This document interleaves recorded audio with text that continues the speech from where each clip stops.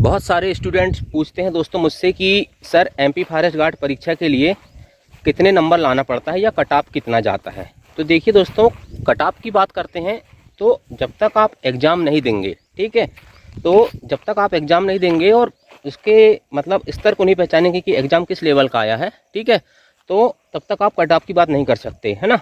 और कुछ स्टूडेंट ये भी पूछते हैं कि सर एग्ज़ाम किस लेवल का आता है, एग्ज़ाम मतलब इजी लेवल का आता है कि टफ लेवल का आता है। तो देखिए यार, इजी लेवल का है एग्ज़ाम चाहे टफ लेवल का है, ठीक है।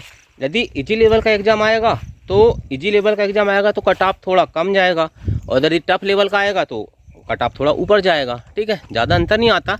और पेपर देखिए दोस्तों, पेपर जब भी बनता है तो इजी भी आता है, मीडियम भी आता है और टफ भी आता है, ठीक है।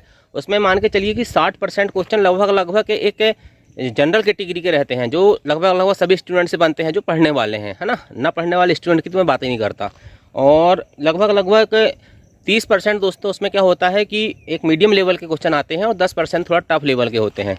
उदाहरण के लिए दोस्तों, जैसे कि एक क्वेश्चन आता है कि मध्य प्रदेश से की नर्मदा नदी की लंबाई कितनी है, ठीक है, तो उसका आंसर हो जाएगा कि 1312 किलोमीटर है, ठीक है। तो ये एक इजी लेवल का क्वेश्चन है, ठीक है।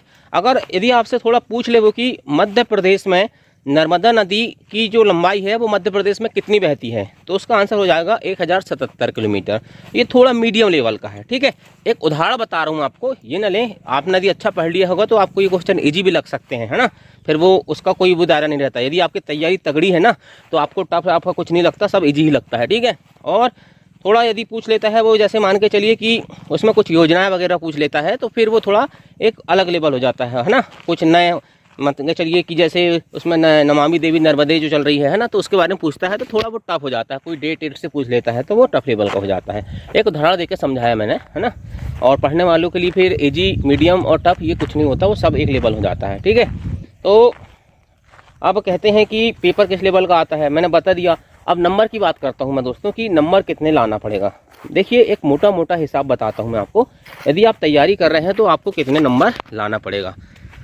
मैं जनरल से शुरुआत करूंगा दोस्तों कि जनरल कैटेगरी के लिए कितना नंबर होना चाहिए। तो देखिए, जनरल कैटेगरी के लिए मैं मान के चलता हूँ 100 नंबर का पेपर होता है, और 100 नंबर में दोस्तों उसमें 5 सब्जेक्ट आते हैं, और 5 सब्जेक्ट में दोस्तों 20-20 नंबर के क्वेश्चन आते हैं। तो आप ये मान के चलिए मोटा कि 17 नंबर, कम से कम 17 नंबर हर सेक्शन में आपके आना चाहिए। तो 17 गुणित 5 कितना हो जाएगा, 85। ये जनरल के लिए, ठीक है। 85 नंबर कम से कम होना ही चाहिए, ऊपर नीचे हो सकता है पेपर के स्तर के आधार पर।